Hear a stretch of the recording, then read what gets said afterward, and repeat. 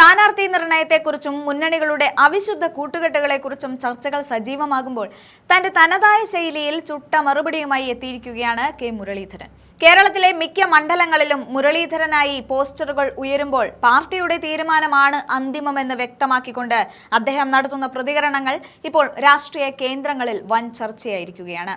ഇവിടെ മുരളീധരൻ പ്രധാനമായും ആഞ്ഞടിക്കുന്നത് മന്ത്രി വി ശിവൻകുട്ടിക്കെതിരെയാണ്. സംഘിയും വേണ്ട, സംഘിക്കുട്ടിയും വേണ്ട, UDF മതി എന്ന മാസ് ഡയലോഗിലൂടെ നിയമം മണ്ഡലത്തിലെ രാഷ്ട്രീയ സാഹചര്യം അദ്ദേഹം വ്യക്തമാക്കി. ശിവൻകുട്ടിയെ സംഘിക്കുട്ടി എന്ന് വിശേഷിപ്പിച്ച അദ്ദേഹം ഇത്തവണത്തെ മത്സരം UDFും CPM BJP സഖ്യവും തമ്മിലാണെന്ന് പരിഹസിച്ചു. താൻ ഇത്തവണ മത്സര രംഗത്ത് നിന്ന് മാറി നിൽക്കാൻ ആഗ്രഹിക്കുന്നുണ്ടെങ്കിലും പാർട്ടി എന്ത് തീരുമാനമെടുത്താലും അത് അംഗീകരിക്കാൻ തയ്യാറാണെന്ന് അദ്ദേഹം പറഞ്ഞു.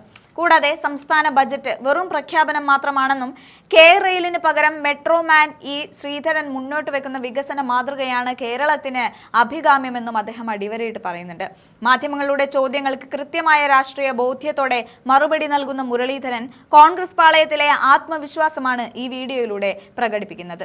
ഗ്രൂപ്പ് വൈര്യങ്ങൾക്കും സ്ഥാനാർത്ഥി തർക്കങ്ങൾക്കും അപ്പുറം ജനവികാരം UDFന് അനുകൂലമാണെന്ന അദ്ദേഹത്തിന്റെ വാക്കുകൾ പ്രവർത്തകർക്ക് വലിയ ആശ്വാസമാണ് നൽകുന്നത്. എന്തായാലും അദ്ദേഹത്തിന്റെ വീഡിയോ നമുക്കൊന്ന് കണ്ടു നോക്കാം. മുരളിയേട്ട ഇപ്പൊ എല്ലാ മണ്ഡലങ്ങളും ഇപ്പൊ കായംകുളത്ത്, തിരുവനന്തപുരത്ത്, തിരുവമ്പാടി സകലമാന സ്ഥലത്ത് മുരളിയേട്ടന്റെ പേരാണല്ലോ പറയണത്. ഞാൻ മത്സരിക്കാനുള്ള മൂഡ് തന്നെ എനിക്കില്ല. പിന്നെ പാർട്ടി തീരുമാനിക്കട്ടെ എന്താ വേണ്ടത്. അതെന്താ കാരണം? അല്ല, ഞാൻ പറഞ്ഞല്ലോ, എല്ലാ തിരഞ്ഞെടുപ്പിലും മത്സരിക്കുന്നൊരു ശരിയല്ല, അതുകൊണ്ടൊന്ന് മാറി നിൽക്കാത്തവണെന്ന് വിചാരിച്ചതാണ്. ഏതായാലും അത് പാർട്ടി തീരുമാനിച്ചോട്ടെ.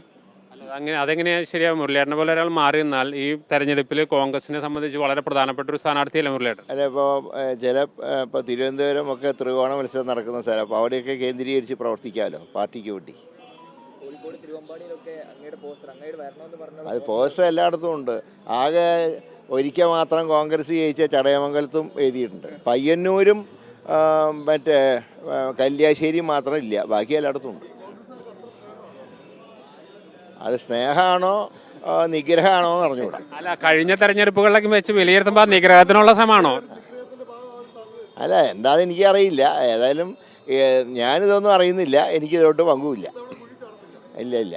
ഇതാണ് നിയമം ബേസ് ചെയ്തിട്ട് ശിവൻകുട്ടി പറയുന്നത് പല വെല്ലുവിളികളും നടത്തുന്നുണ്ട്. എന്തായാലും വസ്തുത അല്ല, ശിവൻകുട്ടി ഇപ്പോൾ നിയമത്ത് ഞങ്ങളുടെ മുദ്രാവാക്യം എന്താ അറിയോ? സംഘിയും വേണ്ട, സംഘി കുട്ടിയും വേണ്ട, UDF മതി. അതാണ് നിയമത്തെ ഞങ്ങളുടെ മുദ്രാവാക്യം. അപ്പോൾ UDFന് നല്ല ഒരു പുതിയ സ്ഥാനാർത്ഥി വരും, ചെറുപ്പക്കാരനായിട്ടുള്ള സ്ഥാനാർത്ഥി വരും. ശിവൻകുട്ടീനെയും രാജീവ് ചന്ദ്രശേഖരനെയും തോൽപ്പിക്കും. പ്രതിപക്ഷം അല്ല, അദ്ദേഹം പറഞ്ഞതിൽ വാസ്തവമുണ്ട്. UDFും CPM BJP സംയുക്ത സഖ്യവും തമ്മിലുള്ള മത്സരമാണ്. അപ്പം അദ്ദേഹം പറഞ്ഞ ആ പോയിന്റ് കറക്റ്റാണ്. അദ്ദേഹം BJP എന്ന് മാത്രമേ പറഞ്ഞുള്ളൂ. പക്ഷേ ഞങ്ങൾ അതിൻ്റെ കൂടെ നിന്ന് പൂരിപ്പിക്കുന്നത് BJPയോടൊപ്പം CPM, ആ സഖ്യവും UDFുമായിട്ടുള്ള മത്സരം. അതാണ് തെരഞ്ഞെടുപ്പിൻ്റെ പ്രത്യേകത. BJP മറ്റേ CJP മറ്റേ കോൺഗ്രസ് CJP സഖ്യം. അതെ, കോൺഗ്രസും CJP ആയിട്ടുള്ള മത്സരം.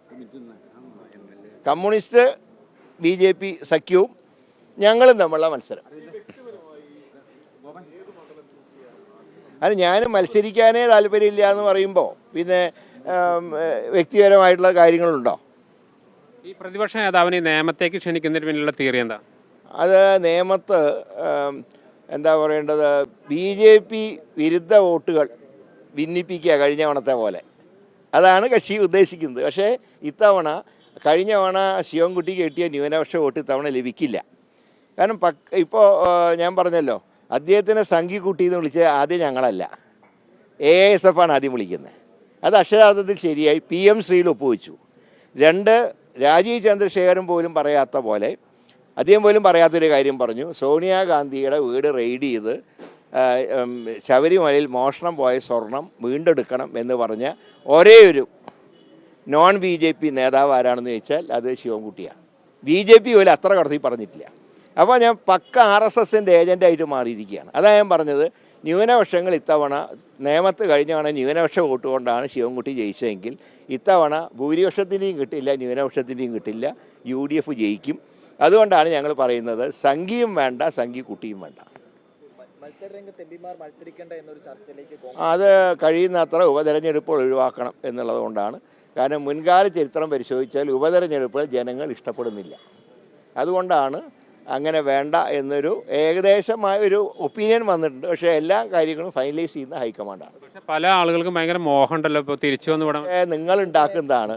ഞാൻ പറയാം, ഇപ്പോൾ ഞങ്ങൾക്കൊരു ജോലിയുള്ളത് ഞങ്ങളുടെ പാർട്ടി സ്ഥാനാർത്ഥികളെ നിശ്ചയിക്കുക എന്നാണ്. നിങ്ങൾ ചാനലുകാർക്ക് 3 മുന്നണികളുടെയും സ്ഥാനാർത്ഥികളെ നിശ്ചയിക്കുക എന്ന ജോലിയുണ്ട്. അപ്പോൾ ഞങ്ങളുടെയൊക്കെ 3 ഇരട്ടി ജോലി നിങ്ങൾക്കുണ്ട്. അതിൻ്റെ ഭാഗമായിട്ടാണ് ഇങ്ങനെ ഓരോരോ വാർത്തകൾ വരുന്നത്. ഈ എം പിമാർ ഇപ്പോൾ ഈ സുധാകരനൊക്കെ തിരിച്ചു വരാൻ വലിയ മോഹം ഉണ്ടെന്നുണ്ടല്ലോ. അതായത് പറയുന്നത് നിങ്ങൾ തന്നെയാണ് മോഹം ഉണ്ടാക്കുന്നത്, മോഹഭംഗം ഉണ്ടാക്കുന്നത് നിങ്ങൾ തന്നെയാണ്. അല്ലാതെ സുധാകരനോ കോൺഗ്രസ് പാർട്ടിയോ ഒന്നും ആ രീതിയിൽ ഒന്നും ചിന്തിച്ചിട്ടില്ല. ഏതാ മുരളിയേട്ടൻ ഈ കഴിഞ്ഞ ലോക്സഭാ തെരഞ്ഞെടുപ്പ് കഴിഞ്ഞ് ഇവിടെ നിന്ന് പോയപ്പോഴേ വലിയ ദുഃഖത്തോടെ നമ്മളൊക്കെ അവിടെ ഉണ്ടായിരുന്നല്ലോ. അപ്പോൾ ഇത്തവണ തെരഞ്ഞെടുപ്പിലേക്ക് വരുമെന്ന് ഞങ്ങൾ അന്ന് പ്രതീക്ഷിച്ചിരുന്നു. പക്ഷെ അത് സാധ്യമാവില്ലേ? ഞാൻ പറയാം, അത് എൻ്റെ അഭിപ്രായം ഞാൻ പാർട്ടിയോട് പറഞ്ഞിട്ടുണ്ട്. ബാക്കി പാർട്ടി തീരുമാനിച്ചോട്ടെ. ശരി. കേരള ബജറ്റും കേന്ദ്ര ബജറ്റും പാർട്ടികൾ ഓരോ പാർട്ടിയുടെ ഇഷ്ടപ്രകാരം വന്നുള്ള ആരോപണങ്ങൾ ഉയർന്നു. അല്ല, സംസ്ഥാന ബഡ്ജറ്റിൻ്റെ അതിൻ്റെ കണ്ടൻസിലേക്ക് കിടക്കേണ്ട കാര്യമില്ല. സാധാരണ രീതിയിൽ കാലാവധി കഴിയാൻ പോകുന്നൊരു സർക്കാർ വോട്ടൺ അക്കൗണ്ടാണ് അവതരിപ്പിക്കാറ്. അങ്ങനെയാണ് ഡൽഹിയിലുണ്ടായത്. കഴിഞ്ഞ മോഡി സർക്കാരിൻ്റെ കാലത്തും ജനുവരി മാസത്തിലെ ബഡ്ജറ്റ് വോട്ടൺ അക്കൗണ്ടായിരുന്നു. ഇതിപ്പോൾ ഇന്ന് 31 ജനുവരി കഴിഞ്ഞു. 30 ദിവസത്തിനുള്ളിൽ ഇലക്ഷൻ പ്രഖ്യാപിക്കും. പിന്നെ ഈ പ്രഖ്യാപനം എവിടെ നടപ്പാക്കാൻ കഴിയും? അപ്പം അതുകൊണ്ട് തന്നെ ആ ബഡ്ജറ്റിൻ്റെ കണ്ടൻസിലേക്ക് കിടക്കേണ്ട കാര്യമില്ല. ഇത് നടപ്പാക്കാത്ത ബഡ്ജറ്റാണ്. അത് അവതരിപ്പിച്ച ബാലഗോപാലിനും അറിയാം, അത് കേട്ട ജനങ്ങൾക്കും അറിയാം.